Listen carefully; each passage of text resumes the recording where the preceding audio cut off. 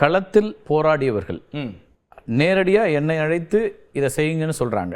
களத்தில் போராடினாரா கார்த்திக் மனோகரன்? அவருக்கு என்ன அடிப்படையில் என்ன தார்மீக உரிமை இருக்குது? இதெல்லாம் நான் கொஞ்ச நேரத்துக்கு முன்னாடி உங்கள்கிட்ட கேட்டேன் கார்த்திக், 2008க்கு முன்னாடி ஈழம் அப்படின்றதுக்கு இவர் என்ன செஞ்சிருக்காருன்னு எனக்கு எவிடென்ஷியலாக காட்டுங்க.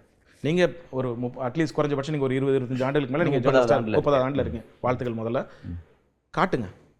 2008க்கு முன்னாடி சீமான் அப்படின்னு ஒரு நபர் தமிழீழம் விடுதலை புலிகள் இவங்களுக்கு என்ன செஞ்சிருக்காருன்னு காமிங்க. அதுக்கு பிறகு அந்த அமைப்பை அல்லது அமைப்பினுடைய இதை வந்து பரப்புரையை மேற்கொண்டுட்டு தானே இருக்கிறார். அவர் என்ன மேற்கொள்றாரு? நீங்க சொல்றதுக்கும் உண்மைக்கும் நிறைய வித்தியாசம் இருக்கு. அவர் சொல்றது முழுக்க தலைவர் இவர்கிட்ட தான் நம்பி விட்டுட்டு போன மாதிரி, தலைவரே இதை சொன்னார் அதை சொன்னார்னு 1.5 வருஷம் அவரோட டெய்லி குடும்பம் நடத்துற மாதிரி கதை சொல்றாரு. வந்து போன தளபதிமார்கள், அவங்களோட குடும்பங்கள், அவரோட உறவினர்கள், அங்க இருந்த போராளிகள், என்ன மாதிரியான ஆட்கள், இவங்கெல்லாம் நாங்க அவரோட இருந்த எக்ஸ்பீரியன்ஸை சொல்றது எல்லாத்தையும் எடுத்து வச்சுட்டு அவருக்கே நடந்த மாதிரி ஒரு கதையை சொல்றாரு. இதை ஏன் நம்பணும்? இதை நம்புதே ஒரு சமூகம், நீங்க உட்பட அதை நம்பிதான் நீங்க கேட்குறீங்க. அந்த கேள்வி நான் என்ன கேட்குறேன்னா, இப்போ நீங்க சொல்லக்கூடியதுல பலரும் வராங்க. இப்போ வந்து வெவ்வேறு துறைகளில் அவங்க இயங்கிட்டு இருக்கிறாங்க, இவங்கெல்லாம் சந்திச்சிருக்கிறாங்க, அல்லது இவர்களுக்கு தெரியும் அப்படின்னா இவங்க யாருமே இந்த கேள்விகளை எழுப்பல. நான் சொல்றேனே, இதோட இன்னைக்கு இந்த ஒரு தமிழ் சமூகம் வந்து தமிழீழம் அப்படின்ற அந்த கோரிக்கையை விட்டுட்டு இன்னைக்கு சீமான் பின்னாடி ஈழத்தமிழர்களும் சில போராளிகளுமே கூட வந்து நிற்கிறதுன்றது மிகப்பெரிய அவலம். இந்த பாவத்துக்கெல்லாம் முதல் காரணம் வன்னியரசு, அதை தொடர்ந்து கொளத்தூர் மணி, அதை தொடர்ந்து நான், இது எல்லாத்துக்கும் நாட் பண்ண நம்ம நண்பர். அந்த புகைப்படமும் அந்த ஆடியோவும் தான் இவ்வளோத்துக்கும் காரணம். இன்னைக்கு இந்த கட்டமைப்பு உருவாக்கி இருக்குன்னா இன்னைக்கு அவர் சொல்லலாம், இல்லைன்னா அவங்களுடைய வாட்ஸ்அப் இவங்க சொல்லுவாங்க ஏதோ பேர் தொண்டர்களா, வாட்ஸ்அப் குரூப் மெம்பர்ஸ், அவங்க வந்து இன்னைக்கு சொல்லலாம் எங்களுக்கு எல்லாம் இருக்கு, நாங்கள் 30 லட்சம். இந்த 30 லட்சம் என்னைக்கு வந்தது? எதுல இருந்து வந்தது? யாருடைய அரசியலுக்காக இதை அவர் பயன்படுத்திக்கிறாருங்கிறது தான் நீங்க வைக்கிற விமர்சனம். அரசியலுக்காக பயன்படுத்துறதுன்றது வேற, இது அரசியலுக்காக பயன்படுத்துறது மட்டும் கிடையாது. இவர் பண்றது வந்து ரொம்ப இழிவான ஒரு செயல். இப்படி யாருமே புலிகளை பயன்படுத்தியிருக்கவே முடியாது, இப்படி கொண்டு போய் நிறுத்திருக்கவே முடியாது. இதுக்கு மேல தமிழீழம், பிரபாகரன், விடுதலை புலிகள்னு இல்லை சார். சர்வதேச அளவில் இருக்கக்கூடிய புலம்பெயர் தமிழர்கள், குறிப்பா யாழ்ப்பாணத்திலிருந்தோ அல்லது ஈழப்பகுதியிலிருந்தோ புலம்பெயர்ந்திருக்கக்கூடிய தமிழர்கள் பலரும் என்ன ஆதரிக்கக்கூடிய இடத்துல நான் இருக்கிறேன் தான். என்னன்னா இப்போ ஒரு 4 இன்டலெக்சுவல் இருக்கிற இடத்துல ஒரு 10 முட்டாள்களும் இருப்பாங்கல்ல. நானே ஒரு எக்ஸாம்பிள் சொல்கிறேன். கனடாவில் என்னோட நண்பர் இருக்கார். இங்கே சார்ட்டர்ட் அக்கௌண்டன்ட் படிக்கணும்னா அது எவ்வளோ கஷ்டமான படிப்புன்னு உங்களுக்கு தெரியும். It's not a easy studies. சரி, அங்கே வந்து ஒரு அந்த கிரெடிபிலிட்டியில் உள்ள ஒரு ஆள், ஒரு பெரிய ஒரு ஆடிட்டர், பிளைண்டாக சீமானுக்கு பணம் அனுப்பி கொண்டு இவருக்காக வந்து பரப்புரை பண்ணிகிட்டு இருக்காரு. அவரை கூப்பிட்டு நான் இவ்வளவும் சொல்லும் போதும் இல்லைண்ணா அப்படின்றாரு. சரி, நீங்கள் இதுக்கு மேலே என்ன சொல்லுவீங்க? இப்போ வேறொரு முக்கியமான கேள்வி வருது. நீங்கள் அங்கே இருந்த 7 மாதத்தில் அல்லது புலிகளோடு உங்களுக்கு இருந்த அந்த அமைப்போடு உங்களுக்கு இருந்த இடத்துல இன்னொரு அம்சம் என்ன சொல்கிறாருன்னா, பெரியாரோடு முரண்படுறது அப்படின்னு ஒன்று எடுத்துறாரு. பெரியார் வெர்சஸ் பிரபாகரன் அப்படிங்கிற ஒரு கருத்தையும் அவர் வைக்கிறார். ஒருவேளை இதெல்லாம் தான் உங்களை இப்போ பேச வைக்குதா? பெரியார் அவர் விமர்சிக்கிறாருங்கிறது ஒரு காரணமாக வருதா? பெரியாரை வந்து இவர் சொல்லி கம்பேர் பண்ணுறது, இவர் சொல்கிற இவர் மதிக்கும் பெரிதாக மதிக்கக்கூடிய பிரபாகரன் அவர் இன்னைக்கு உயிரோடு இருந்திருந்து இப்படி இவர் சொல்கிறத கேட்டிருந்தா, அப்படி ஒரு உயிரோடு இருந்தால் இப்படி ஒரு ஆளவே ஆயிருக்க மாட்டார், அது வேறன்னு வச்சுக்கோங்களேன். இன்னைக்கு இவரோட நிலைமை என்னன்னு தெரியும். ஏன்னா தந்தை பெரியார் அவர்களுடைய ஒரு கொள்கையை தான் அங்கே வந்து மேதகு பிரபாகரன் வேறு வடிவங்களில் கொண்டு போய் சேர்த்தார். பிரபாகரன் விமர்சித்தாரா, ஏற்காமல் இருந்தாரா, முரண்பட்டாரா? இல்லாத ஏன்னா அவர் இப்போ நீங்கள் யோசிச்சு பாருங்க, இன்னைக்கு விடுதலை புலிகள்ன்ற கட்டமைப்பு வந்து இன்னைக்கு இல்லை. அதாவது ஆயுத போராட்டமா அந்த களத்தில் இல்லையே தவிர்த்து வெளியில் இயங்கிட்டு தான் இருக்காங்க. ஆனால் முதல் நாள்ல இருந்து இறுதி யுத்தம் நடந்த வரைக்கும் சரி, இன்னைக்கும் சரி, எல்லாருக்குமே தெரியும் இந்த திராவிட கொள்கைகள் பேசக்கூடிய, இல்லை பெரியார் கொள்கைகள் பேசக்கூடிய இந்த பெரியார் அமைப்புகள்ல இருந்து வந்தவங்களால மட்டும்தான் இந்த தமிழ்நாட்டில் வந்து விடுதலை புலிகளால் அவ்வளோ தூரம் இயங்க முடிஞ்சது. இன்னைக்கு இந்த மக்கள் கிட்ட போயிருக்கு, இன்க்ளூடிங் சீமானுக்கு போயிருக்கு, பிரபாகரன் ஒன்று போயிருக்கு சேர்ந்தது அப்படின்னாலே அதுக்கு பெரியார் அமைப்புகள் தானே காரணம்.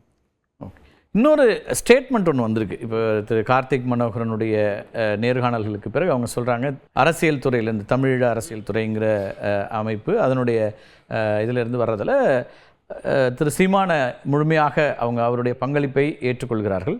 கார்த்திக் மனோகரன் போன்றவர்கள் வந்து நேரடியாக அவங்க வந்து உறவினராக இருக்கலாம், ஆனால் ரத்த சம்பந்தத்துக்கெல்லாம் அப்பாற்பட்டது தான் அமைப்பு, களத்தில் இருந்தது தான் அப்படிங்கிற விமர்சனங்களையும் அவங்க முன்வைக்கிறாங்களே. ஓகே, நான் வந்து அருணா அக்கா, மனோகர் அண்ணா, இவங்களோட குடும்ப இஷ்யூஸ்க்குலாம் நான் போக விரும்பல. எனக்கு 2 பேருமே தெரியும். எனக்கு 2 பேருமே தெரியும்.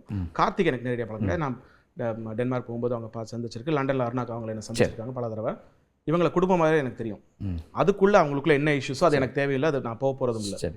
இந்த போராட்டம் குறித்து சீமான் பேசக்கூடிய பொய்கள், இத்தனை வருஷமா அவர் வந்து ஒரு பொய்யால் ஒரு ஒரு ஒரு ஒரு ஒரு ராஜாங்கத்தை கிரியேட் பண்ணி வச்சிருக்காருல, அதை உடைக்கிறதும் அதை பொய்ன்னு கடைசி வரைக்கும் சொல்கிறது மட்டும்தான் என்னோடது. இதை தாண்டி இப்போ இன்றைக்கி வந்திருக்கிறது வந்து அதுவும் வந்து ஒரு நீங்கள் ஒரு ஃபோட்டோஷாப்பில் நீங்கள் வந்து லெட்டரேட் பண்ணிட முடியும். ஓகேங்களா? நானும் போட்டுக்கலாம், தமிழில் விடுதலை புலிகள்னு போட்டுற முடியும். நான் அவர்களுக்கும் சேலஞ்ச் பண்ணுறேன். நான் அங்கே இல்லைன்றதை அவங்க மறுக்க முடியுமா? இல்லை அந்த வீடியோ என்கிட்ட இல்லையா, இல்லை அந்த ஃபோட்டோஸ் இல்லையான்றதை மறுத்துற முடியுமா? நான் சீமானுக்கு பண்ணுற சேலஞ்சு தான் அவங்களுக்கும் பண்ணுறேன். Let me show you. என் கூட உட்காருங்க, ஆர்கியூ பண்ணுங்கள். இது நடந்துச்சா நடக்கலையா, ஃபேக்டை மட்டும் பேசுங்க. ஸோ அடிப்படையில் திரு சீமான் சந்திப்பு நடந்தது, அதுக்கு நேரடி சாட்சியம் நீங்கள் தான். ஆனால் அந்த சந்திப்பாக நடந்ததாக வந்த புகைப்படம்ங்கிறது உண்மை அல்ல. அதே போல் அதை தாண்டி வீடியோ காட்சிகளாகவும் வச்சுருக்கோம் அப்படிங்கிறீங்க. நீங்கள் அந்த ஒரு படத்தை மட்டுமே பேசுகிறீங்க. எனக்கு அந்த அதுவே எனக்கு ஒன்றுமே இல்லை, அது ஒரு பொருட்டே இல்லை. நான் அதை வந்து உதாரணப்படுத்த, ஏன்னா அவர் அடிப்படையில் அவர் முன்வைக்க நீங்கள் சொல்ல வர்றது என்னென்னா, அமைப்போடோ அல்லது திரு பிரபாகரன் அவர்களோடோ அவருக்கு இருந்த அவர் சொல்லக்கூடிய கருத்துக்கள் அப்படிங்கிறதுல மிகைப்படுத்தல்னு சொல்கிறீங்களா, இல்லை உண்மைக்கு மாறாக இருக்குன்றீங்களா? இவங்களுக்கு இவர் ஒரு ஆளே கிடையாது அவங்களுக்கு. அதுதான் நான் சொல்ல வரேன். இன்னைக்கு இப்போ 2024 25 இருக்கக்கூடிய சீமானை வச்சு நீங்கள் ஒரு மதிப்பீடை கொடுக்குறீங்க. 2008 அவ்வளவு அவங்க வந்து இவர் ஒன்றுமே கிடையாது. ஏன்னா இப்போ நீங்கள் மேடைகளில் இப்போ நம்ம திமுக அதிமுக கட்சி மேடையில் கம்யூனிஸ்ட் கட்சிகள் மட்டும் தான் நடக்கவே நடக்காதுன்னு வச்சுக்கோங்களேன். திமுக அதிமுக மேடையில் நீங்கள் பேசணும்னா நீங்கள் வந்து ஒரு அமௌண்ட் கொடுத்தீங்கன்னா வந்து பேசுவாங்கல்ல, அப்படி ஒரு பர்சன் தான் அவர். அன்றைக்கும் அவர் அப்படி தான் அவரை பயன்படுத்தணும்னு நினச்சாங்க. அவ்வளோதான் அவருக்கு மதிப்பீடு, அவ்வளோதான். இதை தாண்டி அவர் ஒன்றுமே கிடையாது. நான் இதை வந்து நீங்கள் பொய்ன்னு சொல்கிறீங்கன்னா அவரை பேசி நிரூபிக்க சொல்லுங்கள், அவருடைய கட்சியை சேர்ந்தவங்கள நிரூபிக்க சொல்லுங்கள். 2008க்கு முன்னாடி சீமான் ஈழத்துக்காக என்ன செஞ்சார், இல்லை 2008 அங்கே போயிட்டு வந்ததுக்கப்புறமா அது ஈவன் நம்ம திருமுருகன் காந்திலாம் அதுக்கப்புறம் துவங்கினவங்க தான் சீமான் மாதிரி. அவரை மாதிரி அது களத்தில் ஏதாவது செஞ்சிருக்காரா? இல்லை 2008 பேசிட்டு இருக்காரு இல்லையா? என்ன பேசுறாரு சொல்லுங்க. இலங்கை தமிழர்களுக்கான பிரச்சனை இட்லி கதை பேசுறாரு, அதுக்கப்புறம் அந்த நோட்ஸ் எழுதுற கதை பேசுறாரு, சுட்டு பயிற்சி, இதெல்லாம் இது மாதிரி தானே இருக்கு. ஈழத்தமிழர்களுடைய நலன் சார்ந்து, ஈழம் தனி ஈழம்ன்ற கோரிக்கையை சார்ந்து இந்த ஐநாளை இன்னைக்கு வந்து ஒரு ஈழம் சார்ந்து பேசக்கூடிய விஷயங்களை நீர்த்து போக வச்சு அவங்கள்ட்ட இருந்து மொத்த பணத்தை இங்கே கலெக்ஷன் பண்ணி இன்னைக்கு வேற ஒரு மாதிரி மாற்றி வச்சிருக்க தான் இவர் பண்ணது. அதெல்லாம் கூட விட்டுருங்க. இங்கேயே தானே இருக்காங்க அகதிகள் முகாமில். இங்கே எத்தனையோ ஈழத்தமிழர்கள் இருக்காங்கல்ல, அது யாரோட இனிஷியேட்டிவ்ல இன்றைக்கி வந்து அவங்களுக்கு வந்து இந்த ஒரு ரெஃப்யூஜி ஸ்டேட்டஸ்ன்றது மாறி இருக்குது. இன்றைக்கி இந்த சிஏஏலேருந்து எவ்வளோ பிரச்சனைகள் அவங்களுக்கு இருக்க தான் சரி, அதில் அவங்களும் தானே உள்ளடக்கம். அவங்களோட அடிப்படை வசதிக்காக ஏதாவது ஒன்று சரிக்கா, எதுக்காக போய் நின்றுருக்காரா இவர்? பிரபாகரன் சொல்லிட்டு அந்த மொத்த அந்த ஒரு ஐகான், அவ்வளோ பெரிய ஒரு supreme leader, is a supreme leader, அது எந்த இது மாற்று கருத்துமே கிடையாது. அவரை மொத்தமாக செதைச்சு ஒரு 5 ஸ்டார் ஹோட்டல் ஷெஃப் ஆக்குனது தான் இவர் பண்ணது. இந்த ஈழப் போராட்டமை வந்து சர்வதேச ரீதியில் போக வேண்டிய போராட்டத்தை கொண்டு வந்து முட்டுச்சந்தில் நிறுத்தினது தான் இவர் பண்ணது. இல்லை, அவருடைய அரசியல் பயணத்தில் அவர் சொல்கிறது, நான் தொடர்ச்சியாக நான் தான் இப்போ இன்னும் புலம்பெயர் தமிழர்களும் சொல்கிறது, ஈழத்தமிழர் பிரச்சனையை தமிழ்நாட்டில் களத்தில் அதிகம் பேசுவது திரு சீமான் மட்டும்தானேங்கிற கேள்வி தான் அவங்க முன்வைக்கிறாங்க. அப்போ அந்த அடிப்படையில் நாங்கள் எங்களுக்கான ஆதரவோ அல்லது அவருடைய கருத்துக்களை அவர் தான் மையப்படுத்துகிறார் இன்னும் எங்கள் பிரச்சனையை அப்படின்ற இடத்துக்கு வர்றாங்க. 2008 பிப்ரவரியிலிருந்து தமிழீழ விடுதலை புலிகள் தலைவர் பிரபாகரன் அவர்களும் சரி, முக்கியமான தளபதிகளும் சரி, இவங்கெல்லாம் இனிமேல் திரும்பி வரமாட்டாங்கன்னு ஒரு தேதி தெரிஞ்சிருக்கும்ல உறுதியாக அவருக்கே. அது வரைக்கும் அந்த பிரச்சனை சார்ந்து நேர்மையாக பேச தான் செஞ்சார். அதுக்கிடையிலையும் அவரோட காய்களை நடத்தி கொண்டே போயிருக்காரு. சரி, ஏன் இதுக்கு ஒரு எக்ஸாம்பிள் சொல்லி முடிக்கணும்னு நினைக்கிறேன். ஏன்னா எவ்வளோ ஸ்மார்ட் மேனிப்புலேட்டிவ் பர்சன் இவர் அப்படின்றதுக்கு ரொம்ப எக்ஸாம்பிள். இது வரைக்கும் எதுலையுமே பகிராது, இன்றைக்கி அதுக்கு சாட்சியாக ஒருத்தர் இருக்கார். அவர் தயவுசெய்து இந்த இடத்துல நீங்கள் நேர்காணல் எடுத்துக்கலுங்க. இந்த இந்த பாவத்தில் மிகப்பெரிய பங்கு அவருக்கு தான் இருக்குது. குளத்தூர் மணியண்ணன் ஒரு நாள் வந்து 2009 ஜூன் ஜூலை போல் வந்து எனக்கு தொடர்பு எடுக்கிறார். ஜூலை மாதம் என்ன மாதம் சரியாத்தில் தொடர்பு எடுக்கிறாரு. உடனே வா தம்பி, ஒரு தம்பி வந்திருக்காரு, அவரை சந்திக்கணும் அப்படின்றாரு. நான் வந்து என்ன பண்ணுறேன், பூங்குழலி உமாக்கா அவங்களையும் வர சொல்லியிருக்காங்க. உமாக்கா நெடுமாறனையாவோட மகள், அவங்க ஃபோன் பண்ணுறாங்க. தம்பி இந்த மாதிரி அண்ணன் ஃபோன் பண்ணார் வந்துரு அப்படின்னா, சரிண்ணா ஓகேண்ணா, சீமான் வீட்டுக்கு தான் போகிறோம். பேமா இருக்காரு, இன்னும் 2 3 பேர் இருக்காங்க. அப்போ போனால் ஒரு பையன் வந்து என்னை பார்த்துட்டு ஓடி வந்து கட்டிப்பிடிக்கிறான். யாருன்னு தெரியலன்னு பார்த்தா அவன் சட்டையை கட்டி காட்ட சொல்கிறாங்க. பார்த்தா உடம்பு ஃபுல்லாக தையலும் காயமாக இருக்குது. யாருன்னு கேட்டால் அந்த பையன் வந்து எல்லாளன் நடவடிக்கையில் அந்த நடவடிக்கைக்கு போயிட்டு வந்த கரும்புலி, அவனோட பேர் ரூபன் அப்படின்னாங்க. எனக்கு அந்த எல்லா நடவடிக்கையை டாக்குமெண்ட்ரியாக பண்ண போனவன் தான் நான். அங்கே போய் இறந்தவங்க 21 பேர்னா ரிட்டர்ன் வந்தவங்க நிறைய இருந்தாங்க. அவங்கள என் குரூவில் யாருமே சந்திக்கல, நான் மட்டும்தான் போய் சந்தித்தேன். அவங்கள பர்சனலாக இன்டர்வியூ எடுத்தேன் நான். அவங்க சொன்ன டேட்டாஸ் எப்படி நாங்கள் பயிற்சி எடுத்தோம், எப்படி நடந்துச்சு, எங்கே இந்த ஸ்டேஜில் இதெல்லாம் அவங்க சொன்னதை வச்சு ஒரு ஸ்கிரிப்டை உருவாக்குறோம். அதுக்கப்புறம் நேரடியாக அவங்களோட குடும்பங்களில் போய் இன்டர்வியூ பண்ணுறோம். இதெல்லாம் வச்சு இதெல்லாம் நடக்குது. அப்போ அந்த பையனை வந்து நான் பார்த்ததே கிடையாது.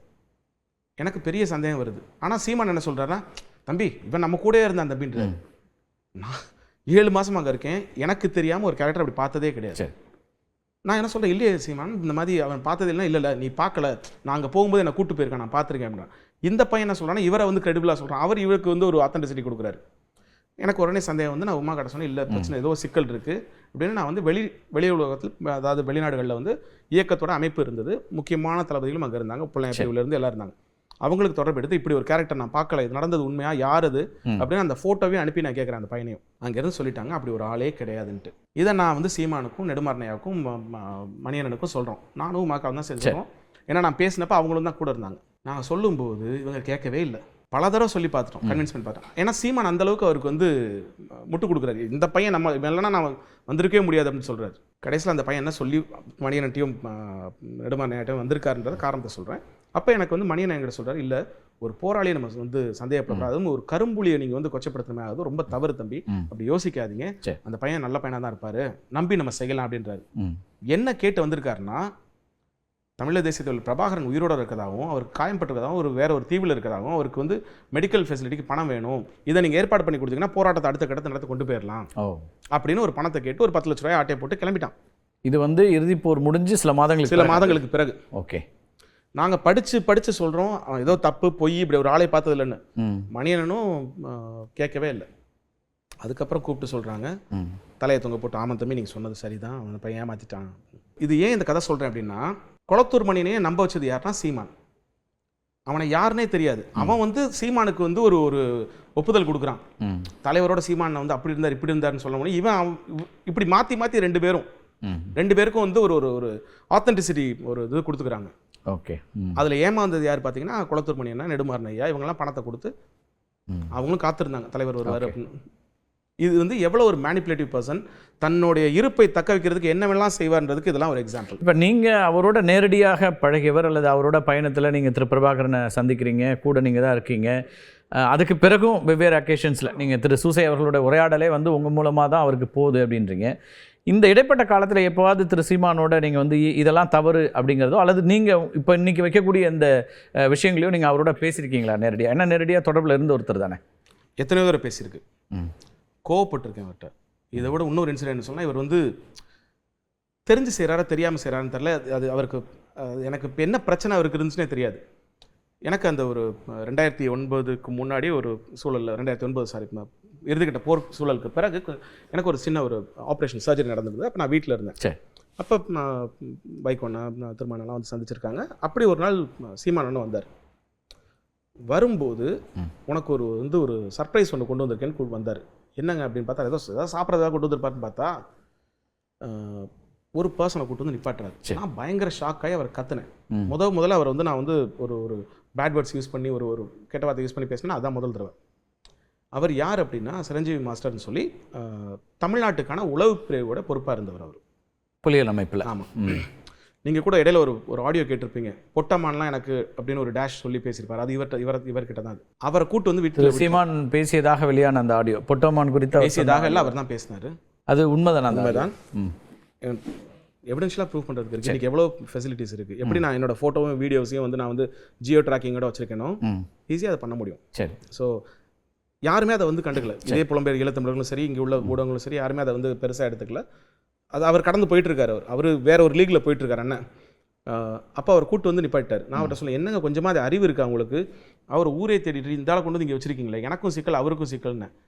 அதெல்லாம் ஒன்றும் இல்லை தம்பி, ஏதோ சும்மா உனக்கு உடம்பு சரியில்லை நான் கூட்டு வந்துட்டேன் அப்படின்னாரு. அறிவே இல்லையான்னு சொல்லி திட்டி அனுப்பிச்சது தான். மறுநாள் காலையில் அவர் அரெஸ்ட் பண்ணிட்டாங்க கியூ பிரான்ச். இப்படி தான் பல பேரை அவர் மாட்டி விட்டுருக்காரு, கோர்த்து விட்டுருக்காரு. அவர் உண்மையிலே தெரிஞ்சு செய்கிறாரா தெரியாமல் செய்கிறான்னு தெரியாது.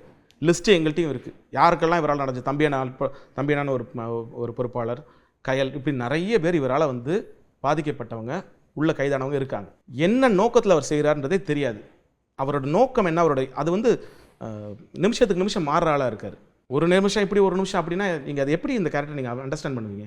நிறைய விமர்சனங்களை திரு சீமான் மேலே வச்சுருக்கீங்க. இன்னொன்று அவர் சொல்லக்கூடிய கூற்றுக்களில் எல்லாம் உண்மைக்கு மாறானது, அதை வந்து சேலஞ்ச் பண்ண தயாராக இருக்கேன் அப்படிங்கிறீங்க. நான் 100% இப்பயும் சொல்கிறேன், என் கூட வந்து உட்கார சொல்லுங்கள். இவருக்கு வந்து நிறைய பேர் சேலஞ்ச் பண்ணுறாங்க.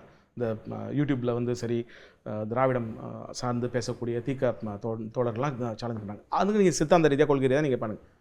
நான் நடந்ததை பொய்ன்னு நடந்த நிகழ்வுகளில் என்ன அப்படிங்கிறத பொய். ஓகே, ரைட், பொய். நான் கையில் வச்சுருக்கேன் எவிடன்ஸ். நீங்கள் கேட்குறீங்களே காட்டுன்னு, அதை காட்டுறதுக்கு இல்லை, ரெடியாக இருக்குது. வாங்க எடுத்து போடுவோம், பேசுங்க.